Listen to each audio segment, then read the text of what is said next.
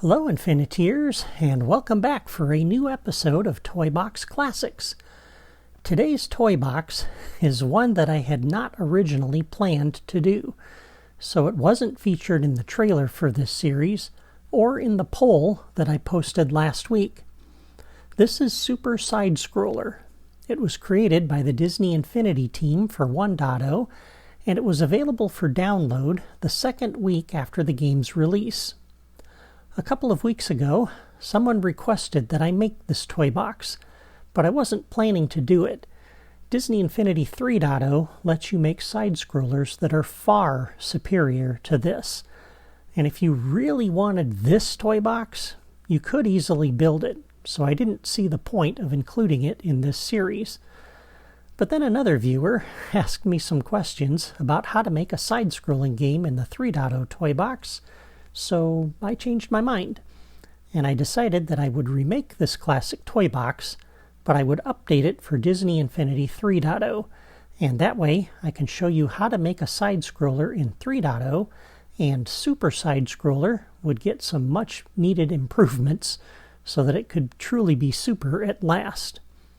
Now, for the most part, my remake looks nearly identical to the original toy box, but it plays much better, and I added this little Mushroom Kingdom area where you begin when you load the toy box. And from here, you can start the challenge that will let you play through this level. And since we're going to need a boost pack, I placed one here, so we'll pick that up, and we'll step on the challenge maker and start the challenge.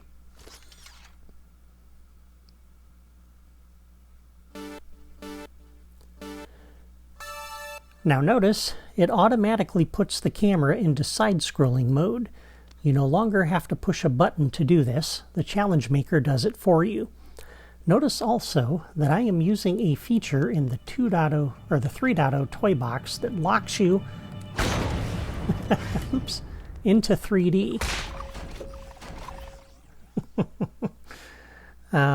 It locks you into the 2D movement, so you can no longer fall off the sides of the level. I'm pushing the joystick forward and backward, and he's not moving that way. So there's no way to accidentally fall off the side of this thing. And already that's a huge improvement. You also notice there's a timer running up top. And so, just like the original Super Mario Bros. Game, you've got 5 minutes to complete this level. And you get points for all kinds of different things by breaking these blocks. There's also some collectibles to pick up, like the one up here.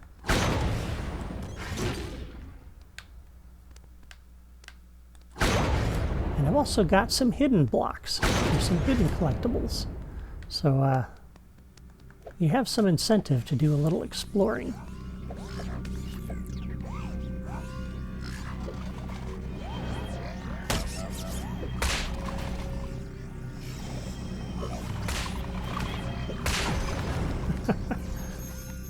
And you get points for defeating enemies too, by the way, as I'm sure you noticed.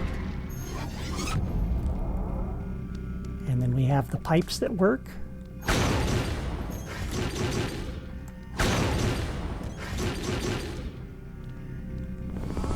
you can get into some cave areas.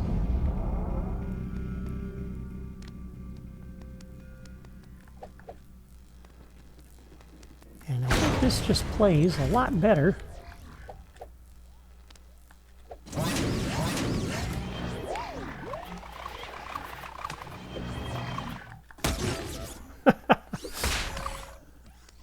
And down he goes. There was a hidden one.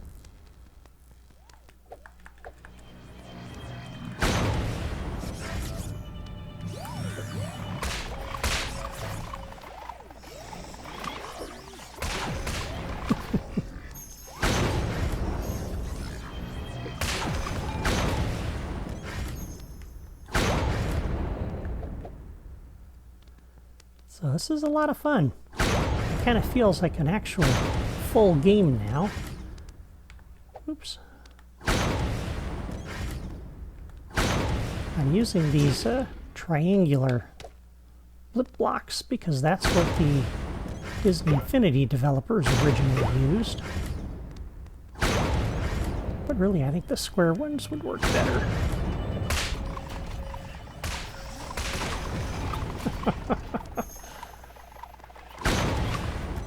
Nothing up there. Pick up the pace here a little bit, I think.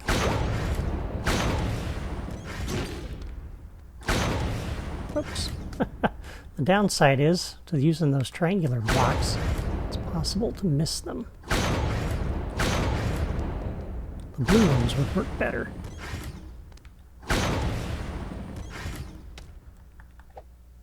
We're getting down to a minute left.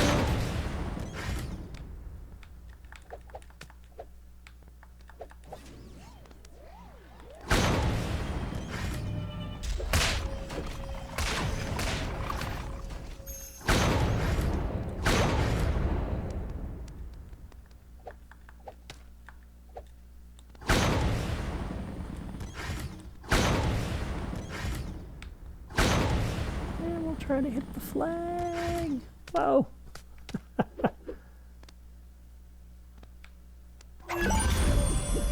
And there we go.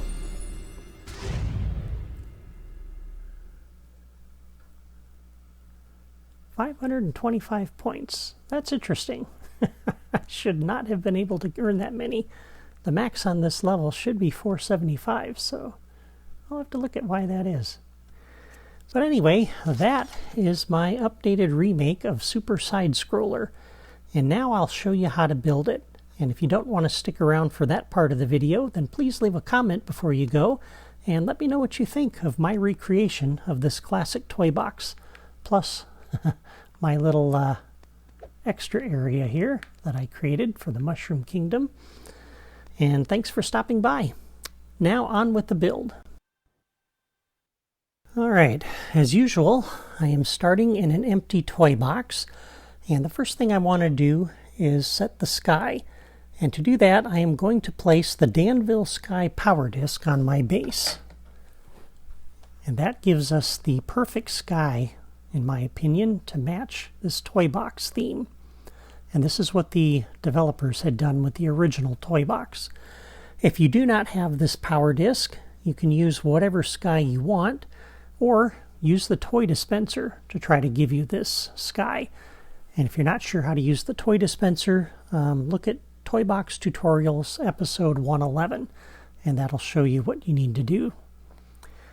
Okay, now that we have that, we're going to come into the terrain drawer, select the long, tiny, and tall terrain block. And we're just going to go up a little ways and drop our first block here. And for this theme, we will use the Monsters University campus. I set that to be my theme. Okay, and I'm going to raise this up just a little bit further. Okay. And then we're going to just start building the level over that direction. So the first part of this, we need 12 of these. So there's 1, 2, 3, 4, 5, 6, 7, 8, 9, 10, 11, 12. Leave enough room for a terrain cube. Put in 3 more.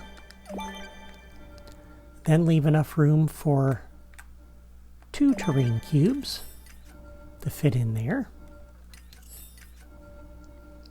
And now we need 14 of these. There's 1, 2, 3, 4, 5, 6, 7, 8, 9, 10, 11, 12, 13, 14. And put 1 more on the end for good measure. That tall, tiny tall block. Once again, leave enough room for a terrain cube and put 7 of these down. 3, 4, 5, 6, 7, followed by this block, followed by this block, and this one. This is the one the castle will sit on at the end. Okay, so there is our level. That's the whole length of the level right there. And I told you this is a very easy build, which is one of the reasons I didn't really want to do this toy box. But I'm glad I did, because this needed a major update, as I mentioned. Okay, now we'll start adding some details. And we're going to come down to the basic blocks first. And I'm going to use this wedge blip block. And the first one's going to sit right here, about one block above, on the end of the third one from the left. Okay? This split block would functionally work better because it's solid across the top. But it doesn't match the color that's in the original Super Mario Brothers toy box. And so I believe that's why the Disney Infinity developers chose to use that. So I'm going to go ahead and use it myself. Then we'll place a square block, and we're going to style this to use the brick theme.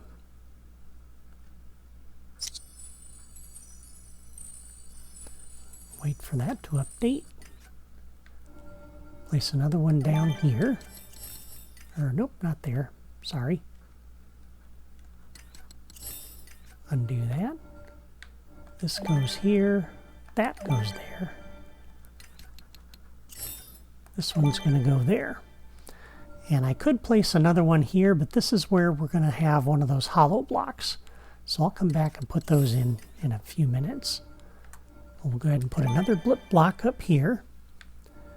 We'll skip the pipes for now and come back to those a little bit later. We'll go past the first gap. And the next blip block is going to go right in the middle here. Followed by one of these on the side. And then this one is going to go up here, and we've got 6 of them. 2, 3, 4, 5, 6. Leave enough room for 2 cubes.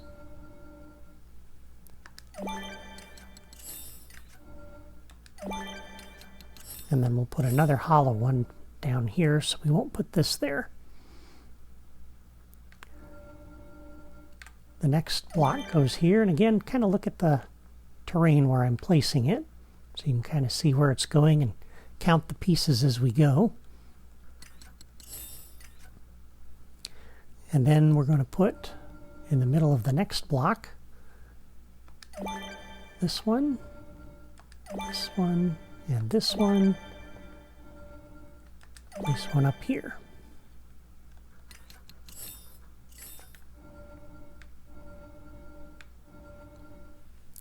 And this will sit right there. Go up 2 nudges.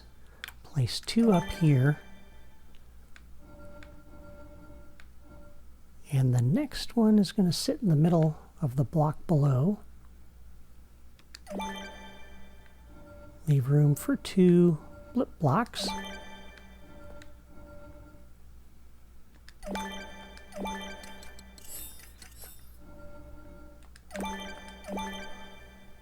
All right.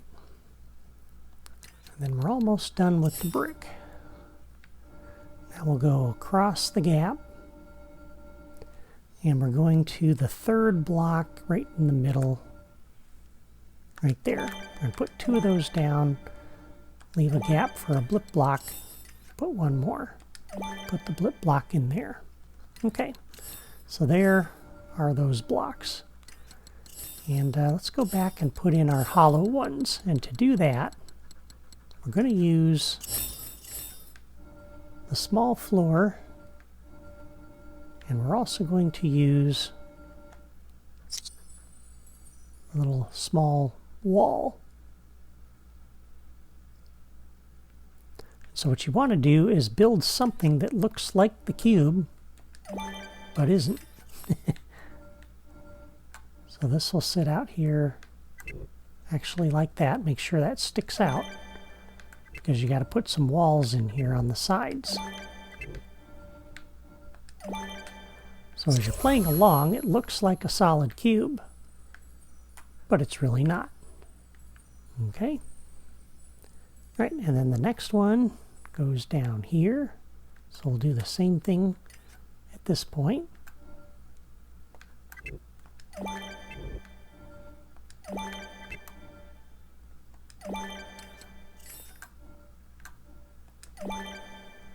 And then the next one goes underneath this next blip block right here. Make sure we're over top of our terrain below it.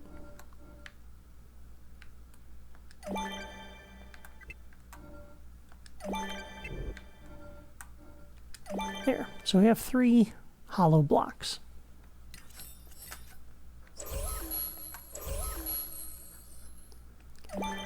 And that's it for the brick blocks. Okay, next we're going to come over here to this little configuration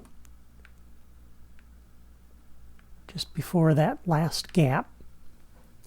And these blocks are sitting underneath or on top of this terrain block there. We're going to go over to the middle of the next one, place our next cube. And we're going to change the style on this now to use the cardboard theme.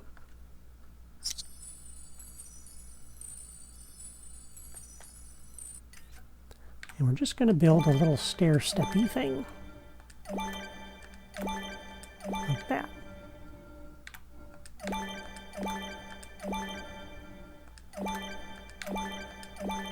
Okay.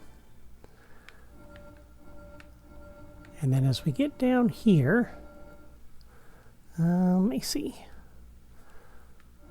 Leave this one empty. The pipe is going to sit there, so this has to sit here in the middle of this. And we're going to build our next stair step all the way over to that block. And then just build a little stair step deal. Like that. Okay. And, while we're right here, let's go ahead and build the castle. So, I lied. We're not done with the brick theme. Right, so this is going to sit right in the middle of that block like that. And we'll change this back to our brick theme.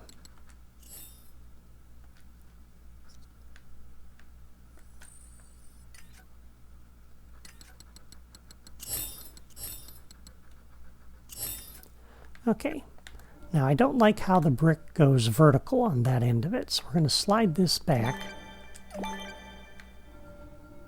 We'll use this along the back, and we'll put this on the front, because that looks a little bit better. And we're going to place one of these on each end like that, with one in the middle.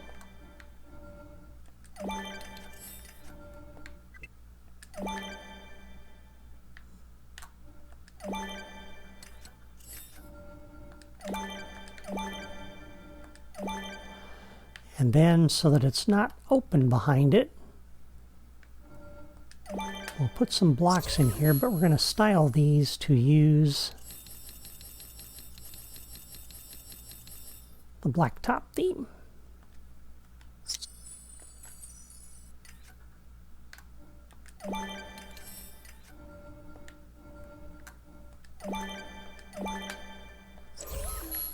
Okay, and there is our castle. So that looks pretty good. Okay, now for the pipes,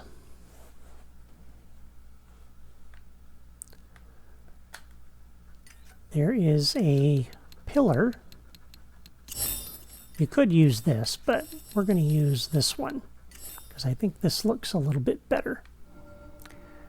And our first pipe is going to sit here, but it needs to sit down at this level. And of course we can't do that because we have that bounding box issue. So we're going to place this back here. And for the theme on this, we're just going to use the grass theme. That most closely matches the color of the pipes in the original Super Mario game. Okay. And we're going to have to use a path to put these in place. So this next one's going to go in the middle of that block that's in the foreground. The next one will sit on the end up here, but we want it tall, so it can sit like that. And the next one will sit tall like that. And then we're going to come down, put in a couple more pipes down this way. And this one will sit in the middle, but we want it to sit down. And same with this one, we're going to put it right before the first block there. So right here. Okay. That's looking pretty good so far. Now this one, as I said, is going to sit right here on this block. So let's go ahead and pick this up. And we're going to bring this down. This is where we're going to build our cave. We'll put this at the same level as our starting block over there. But for the theme on this, we're going to use Alien Planet.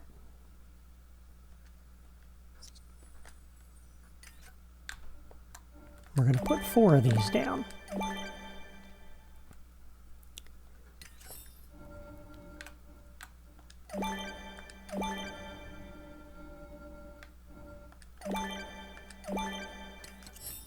And then we're going to build in the frame for our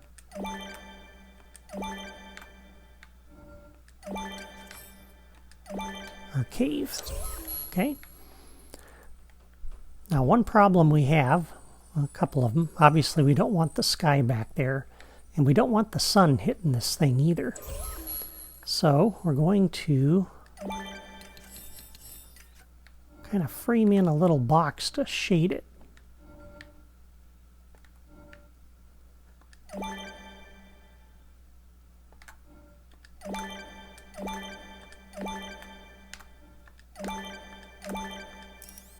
And we'll have to go ahead and delete that for now.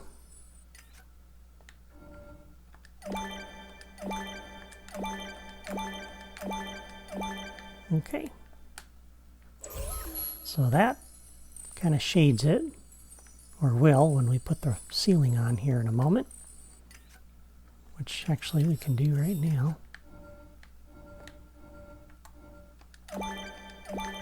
And then along the back side, once again we will use these block walls. We'll use the large one.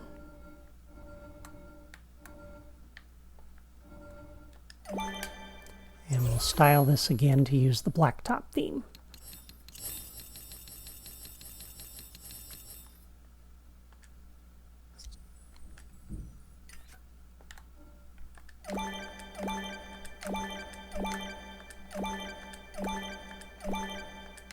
And just so there's not a gap, we'll do that. Okay, and now there is our cave. And that looks pretty good. Yeah, instead of using that, let's use the basic blocks.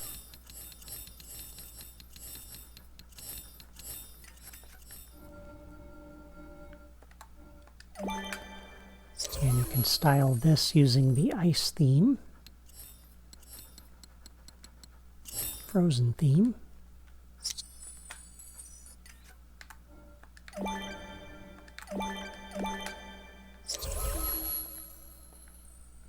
Or you could use the terrain cube there with the same theme, whichever way you like to go.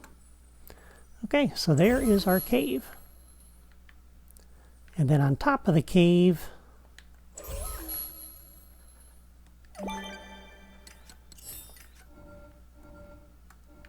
going to kind of cover this up a little bit for the theme on this. This will be our Mushroom Kingdom area. We'll use the retro game level.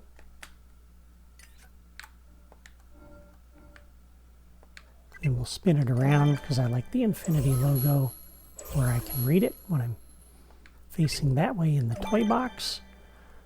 Let's go over to the left and grab the water pieces. Excuse me.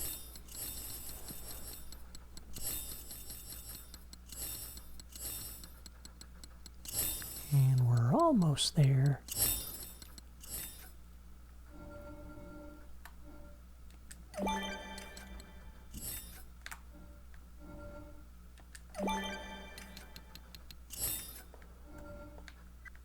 And we'll build our little mushroom kingdom here, because I really like that.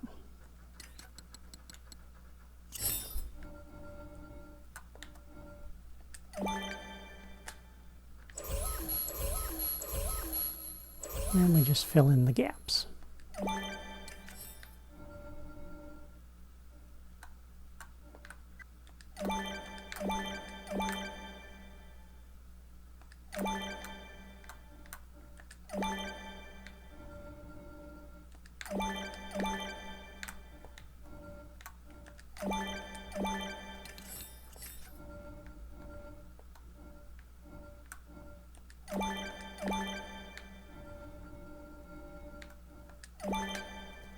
We'll pick this piece up and put it back.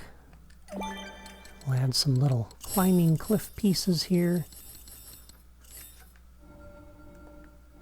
for some visual interest on this.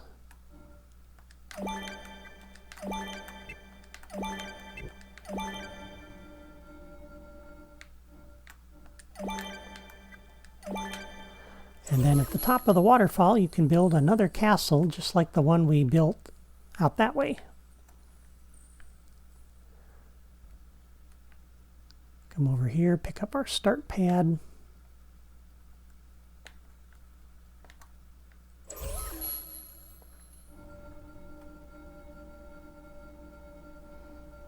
And put this up here. That's the basic structure of the level right there.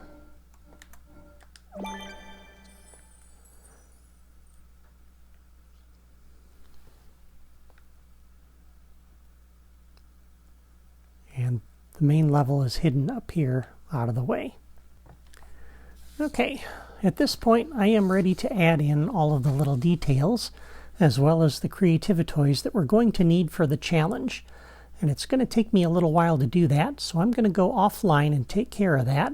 And when I'm done, I will return and show you the final build, and then we'll hook up the creativitoys and be done. Alright, I am back, and I have added in all of the remaining details. So I will give you a quick flyover in Spark mode so you can see what I've done, and I'll show you the building pieces that I used and where I placed them.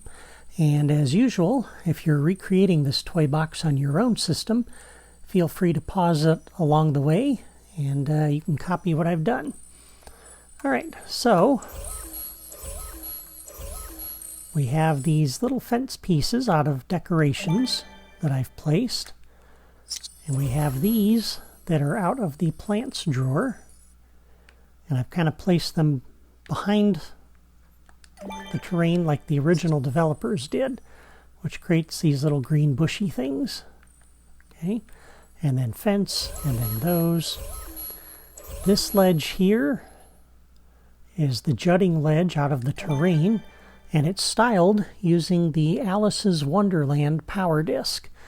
And again, if you don't have that disc, you can just theme that however you like. But this is how they originally had it, so that's what I did, and it just kind of creates a nice little visual interest there. The collectibles that I'm using are the gold challenge orbs out of the gameplay toys. You can see that fits right in there perfectly. We also have one up top. Now I've already placed most of the pipes where they need to go. And note the location as we go along too of all these locators. All of them except the one on the end there are facing to the left. That's where the enemies are going to go. But let's go ahead and put in our path. I'll show you how to put the pipe where it's got to go. So this is going to sit about one terrain block up from the bottom of this terrain cube, right in the middle of the block. And it didn't put me into point mode, so let me delete that and try it again. Alright, so it's got to be at the bottom of that block. We'll go down one nudge and exit. That's our second point. Okay, and for the properties under here, leave everything the same, just turn off auto start objects when connected. Okay, and all you got to do is come over to the column, the pillar, open the logic menu, do a new path connection, and connect it up to the path you just dropped. And there you go. That puts the pillar in the block, and it looks like those little pipes that are in the Super Mario Brothers game. So that's pretty cool. And I did the same thing with that one. All right, you can see the picket fence, you can see these little trees. This piece here is the bluff, viewed from the backside. Again, that's themed with the Alice's Wonderland Power Disc theme. Another one of those jutting ledges. We have our picket fence and another plant, some picket fences, some more trees and a picket fence and another slope.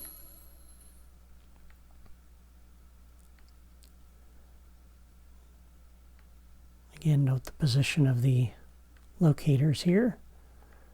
Want to make sure you see the collectibles here too, so let me make sure I put those in. And you probably notice the trigger areas as well.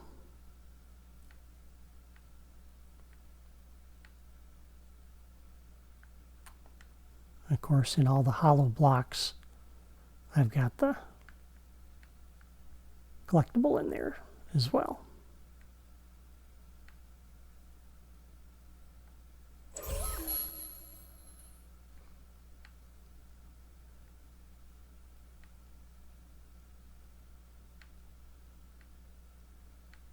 So just those few little things add some visual interest, and then with the backdrop, the sky dome, that just looks really good. Another one of those slopes that sits on top of those blocks that jutted out the back. For our flag, we're using the flagpole base out of the platforming toys, as well as the top of the flagpole. And for the flag on top of the castle, this is out of the decorations category. Okay. And I'll come back to the creativity toys in a little bit. A couple more things I want to show you. So for the pipe that leads down into the caves, we're using the teleporter out of the creativity toys.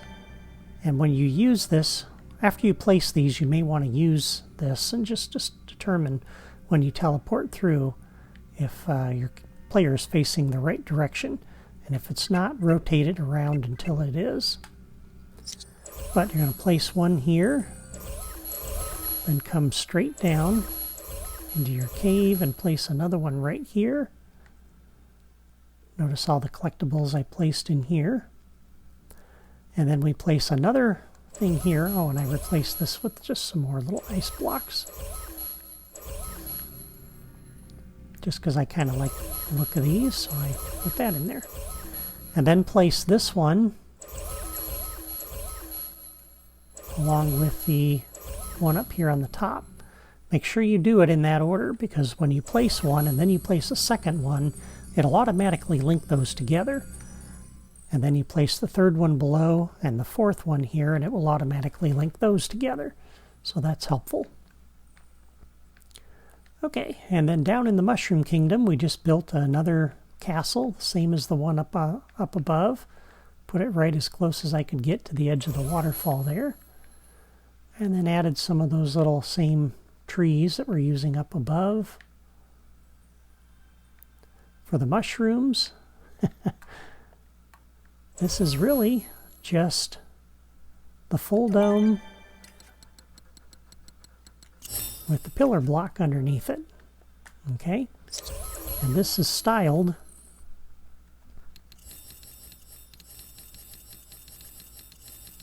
using about the only theme that looks right for a mushroom, and that's Holstein. And then I put this little door on the front of it from Building Sets Group 4. Added some little path pieces.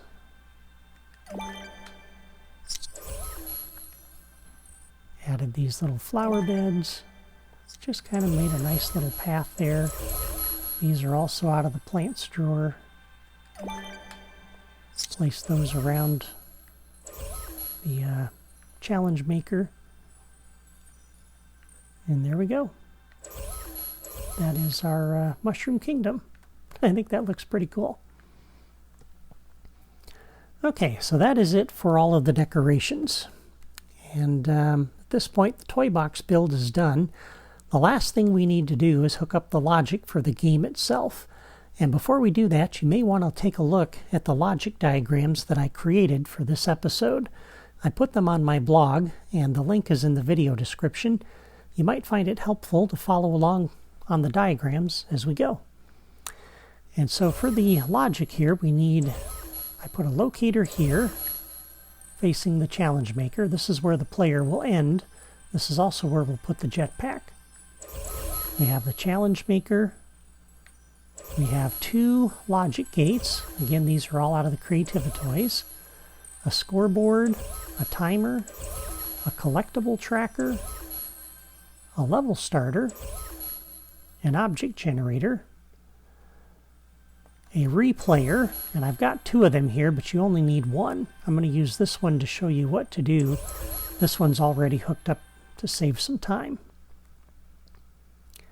And then up here, I've placed a side step camera, and you can see from the blocks there how far away I placed this from my level. So it's right on the edge of the 5th block. Okay, we can take these out. We have a locator here. This is where the player is going to start. It's facing that way.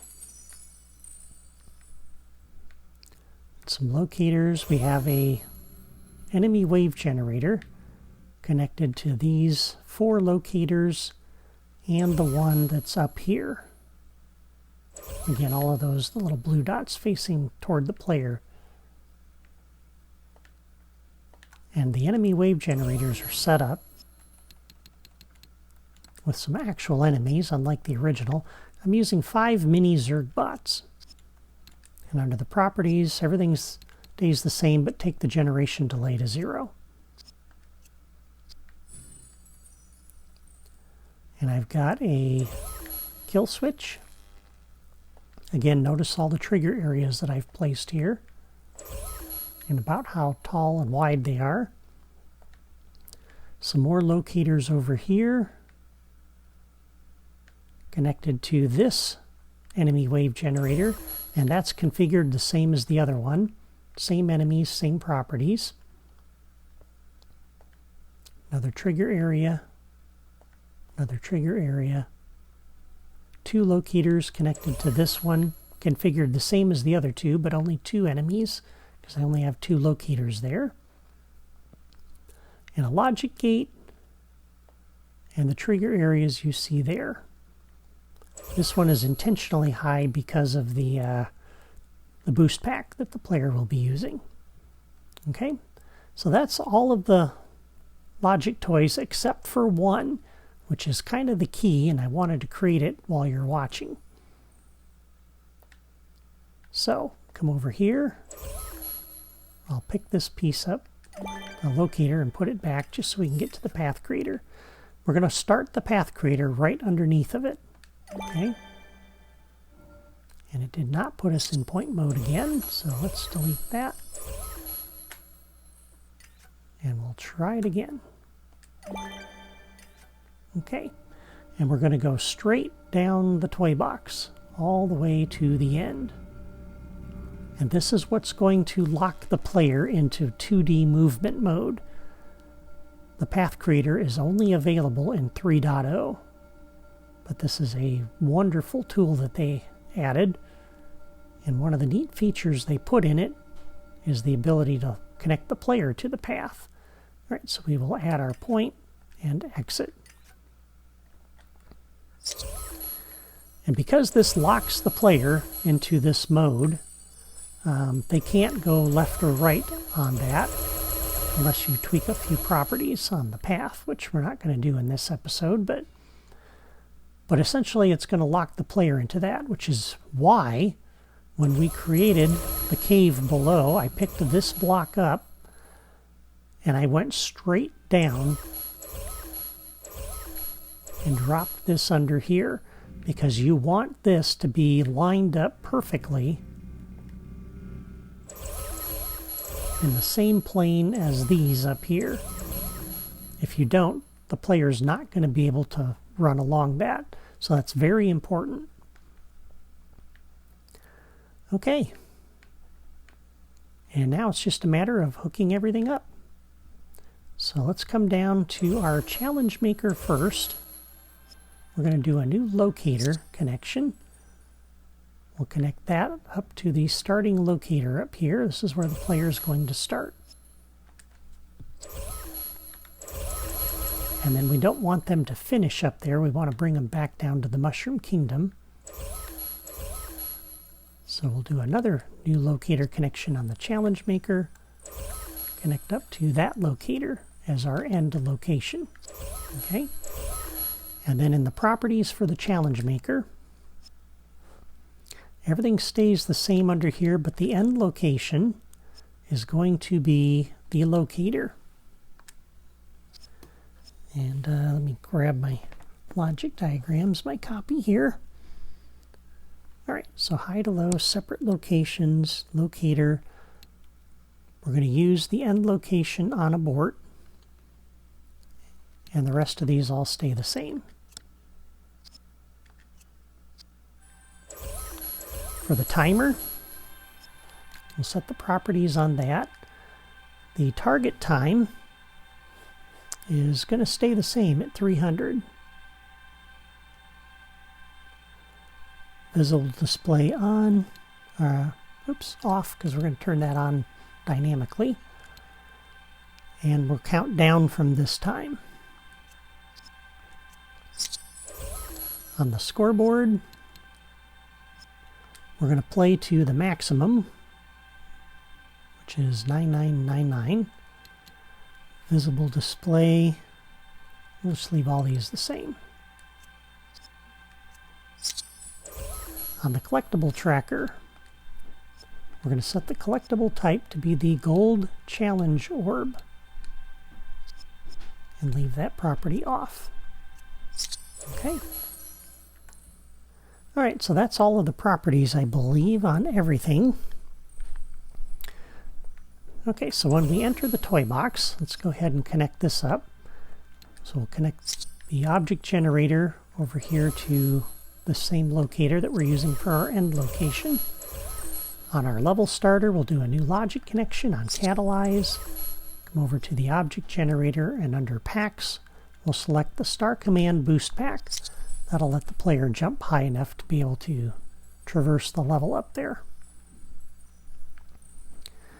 Okay, on the replayer, because we're using the challenge maker and we want to allow them to be able to replay the toy box,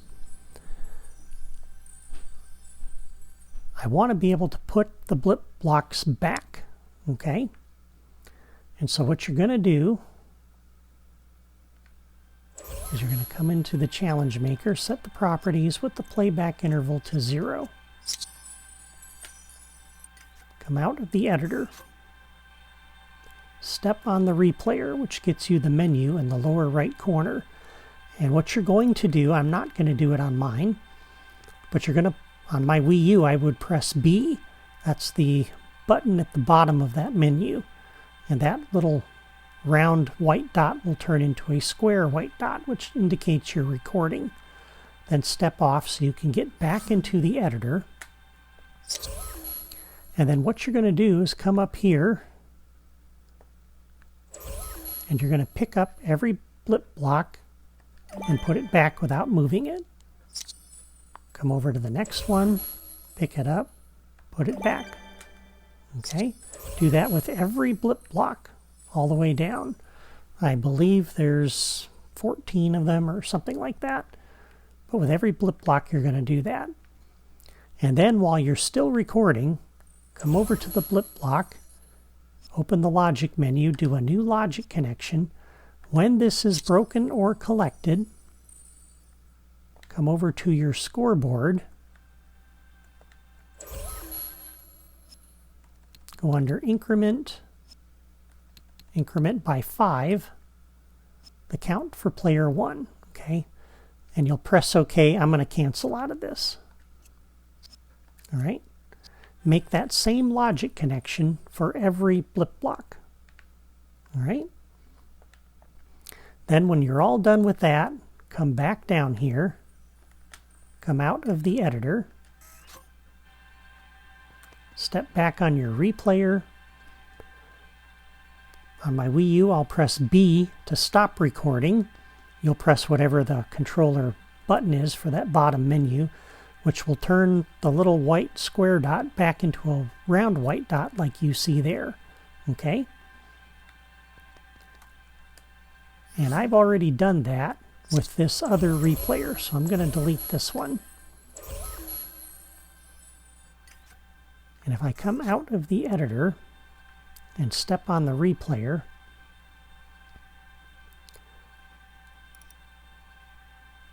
I will clear it. And if we look up there, you'll see all the blip blocks are gone. Okay? And if we were to play it back, that would put the blip blocks back and their logic connections. Okay.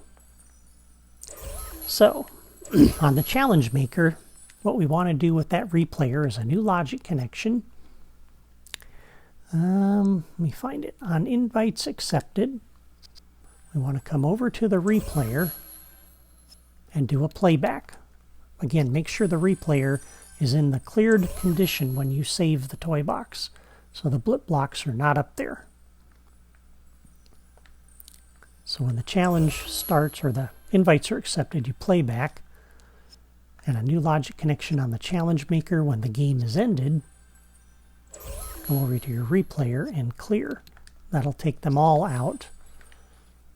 And then that way, every time you play the challenge, you get a fresh copy of those blip blocks. That's the way we can restore those.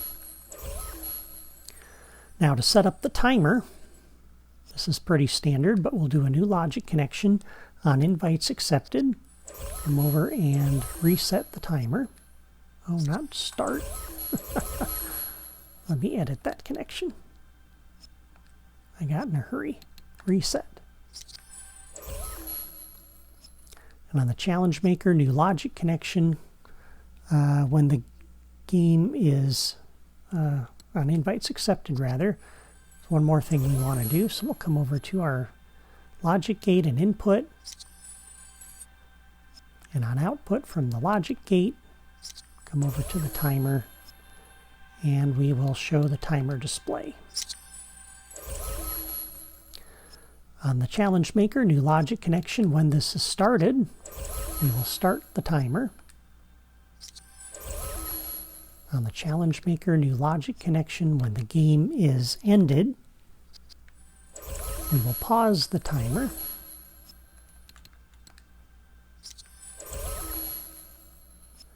And then a new logic connection. When the game is completed, we will hide the timer. And we'll also do that if it fails.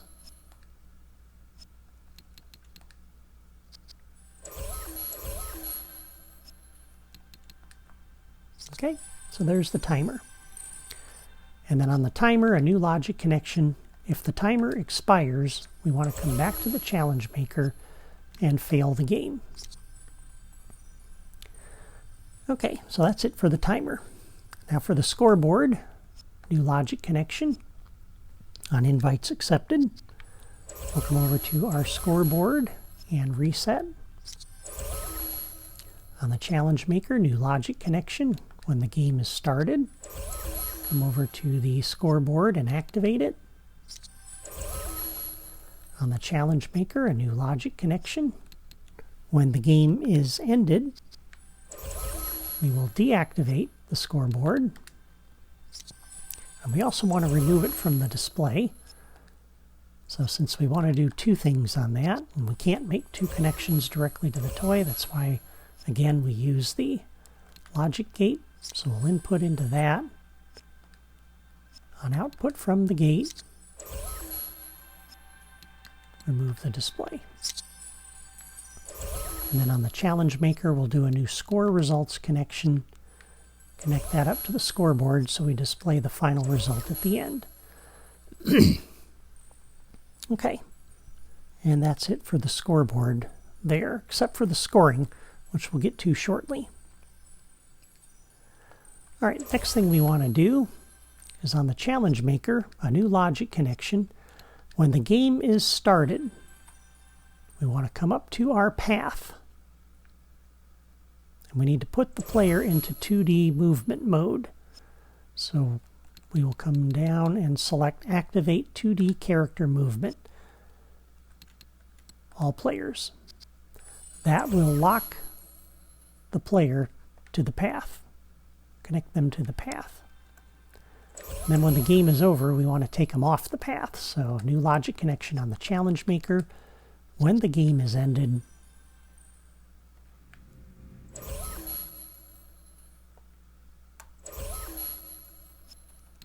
we will restore 3D character movement for all players.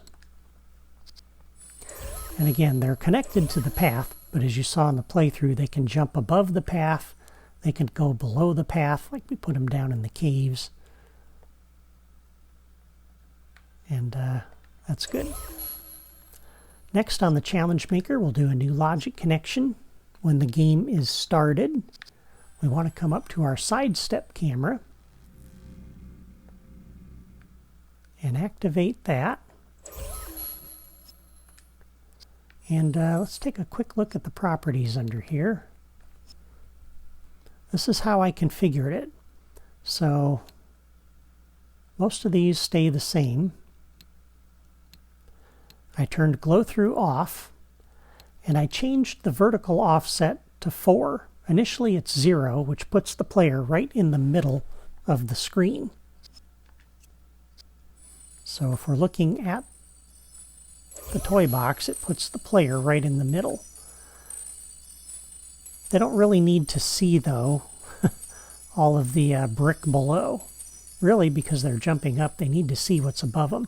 So by raising it up 4, it basically puts the camera 1 terrain cube higher than the player, which gives them more visibility above the terrain there than below. If you want, you can raise it up even a little bit higher, but I thought 4 was a good number. So when the game starts, you want to activate that camera. And on the challenge maker, new logic connection, when the game is ended, you want to deactivate that camera. Take them out of the side scroll mode.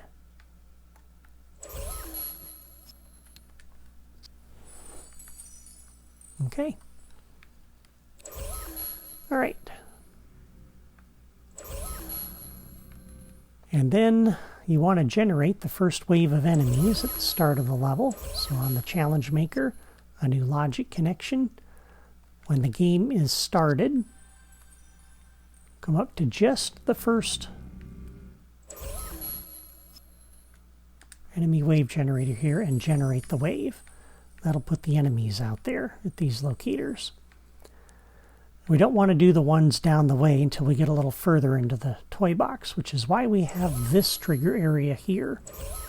So on this trigger area, new logic connection when entered by player any will come over to the next enemy wave generator. Where is it? Oh, I already made that connection before. And generate that wave. Yeah, that connection's already there. And likewise on this one, when the player enters that trigger area, generate this wave. Okay?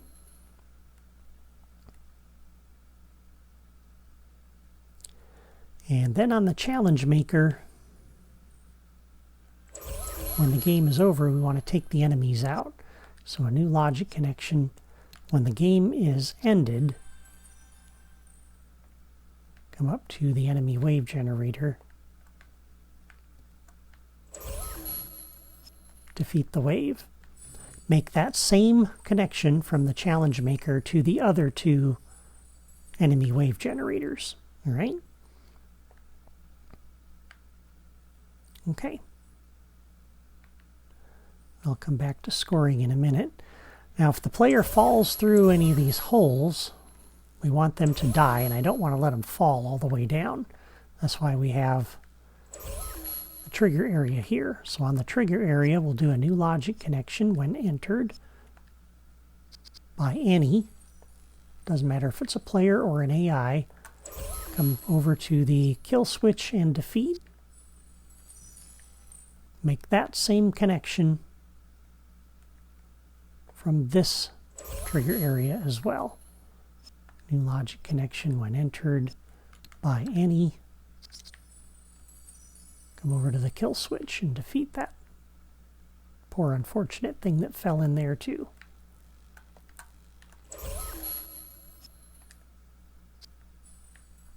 Okay, now for scoring. For the enemies, let me grab my note here. On the enemies, we want to give 10 points for those. So on each of the enemy wave generators, you're going to do a new logic connection. When an enemy is defeated, come down to your scoreboard,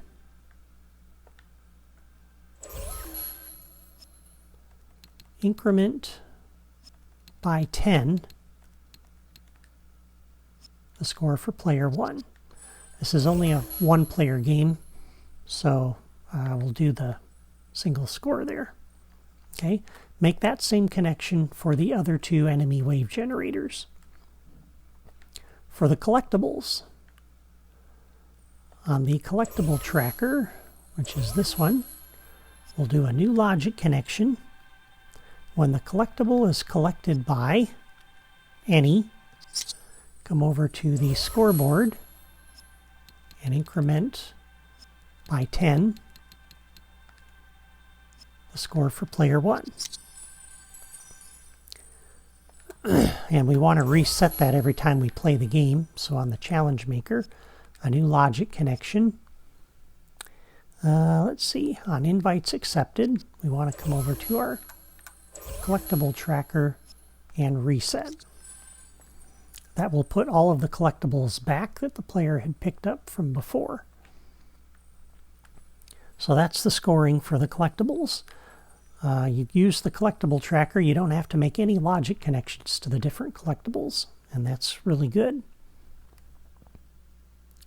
Okay, so the last part of the scoring is the flag at the end.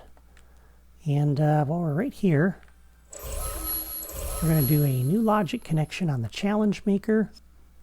When the game is, let's see, where's that thing on the diagram?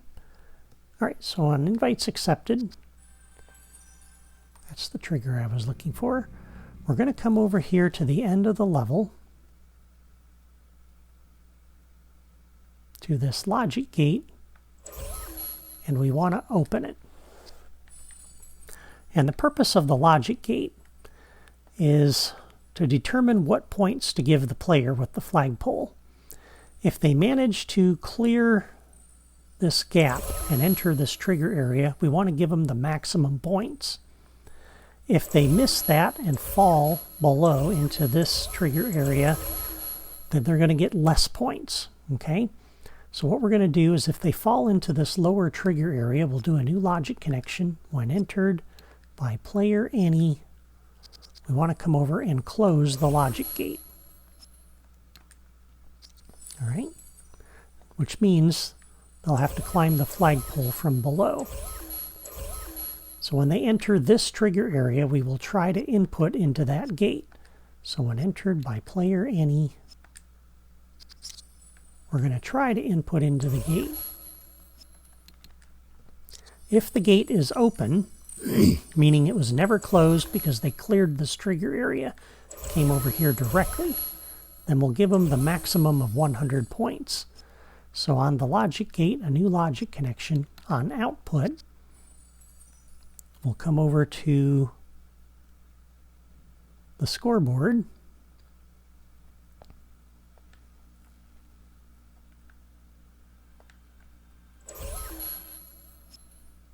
And we will increment by 100 the score for player 1.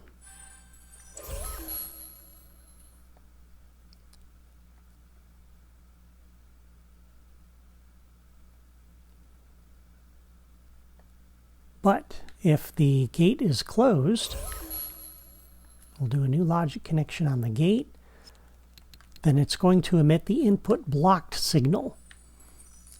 And if it does that, then we're only going to give them 50 points.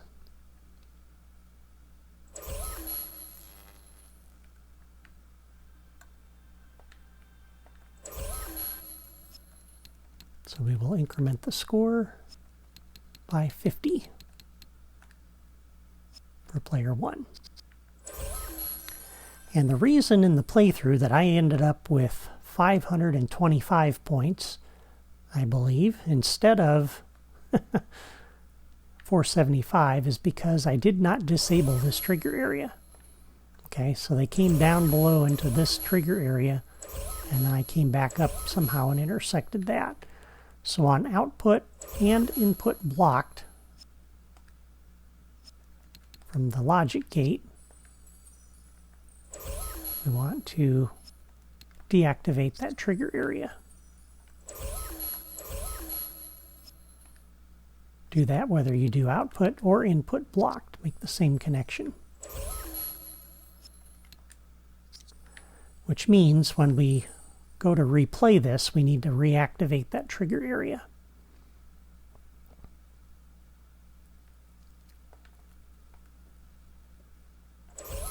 And we're almost done. So a new logic connection on invites accepted. We'll come over here and turn that trigger area back on.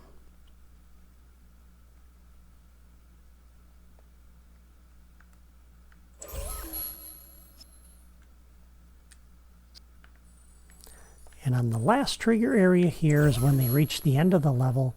So we'll do a new logic connection when entered by player any. They've reached the end and we can complete the game. And I believe that is the last logic connection we need to make. So we come over here, complete the game.